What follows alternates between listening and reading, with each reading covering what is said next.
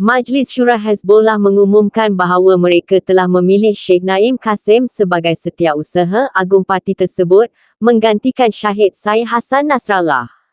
Keputusan ini berlandaskan prinsip Islam sebenar dan ideologi teguh Hezbollah, mengikuti prosedur parti yang ditetapkan bagi pemilihan Setiausaha Agung, menurut kenyataan Hezbollah.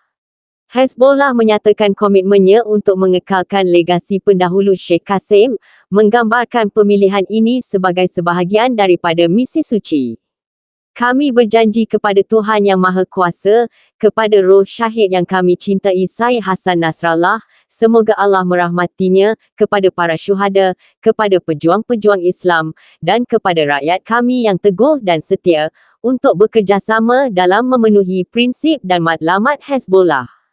Hezbollah menekankan dedikasi organisasi untuk meneruskan perjuangan perlawanan. Majlis Syura mengharapkan kejayaan Sheikh Qasim dalam memimpin Hezbollah, mempercayakan beliau dengan tanggungjawab untuk mengekalkan gerakan perlawanan dan mengibarkan panji hingga kemenangan. Sheikh Naim Qasim, dilahirkan pada tahun 1953 di Beirut, Lubnan, berasal dari kampung Farfila di wilayah iklim Al-Tufah di selatan Lubnan.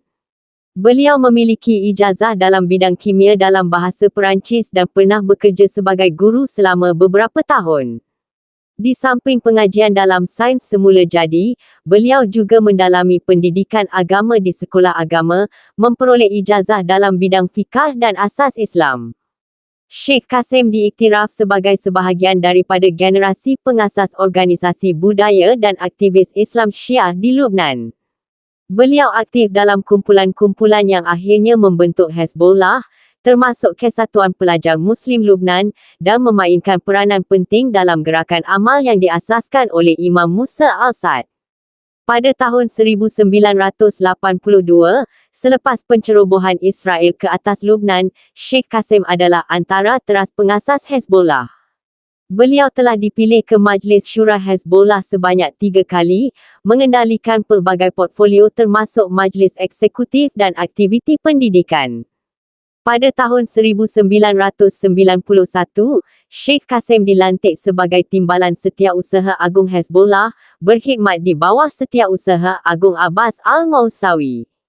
Beliau kekal dalam peranan ini sehingga pemilihannya sebagai Setiausaha Agung parti selepas kesyahidan Syed Nasrallah.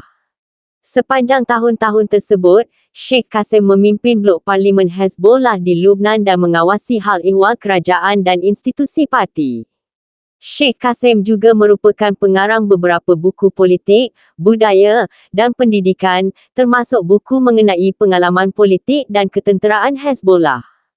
Selepas pembunuhan Setiausaha Agung Hassan Nasrallah oleh tentera Israel, Sheikh Qasim menyampaikan beberapa ucapan yang menetapkan hala tuju perlawanan serta mengeluarkan mesej politik dan ketenteraan penting kepada penonton pro-perlawanan dan juga kepada musuh-musuh Hezbollah.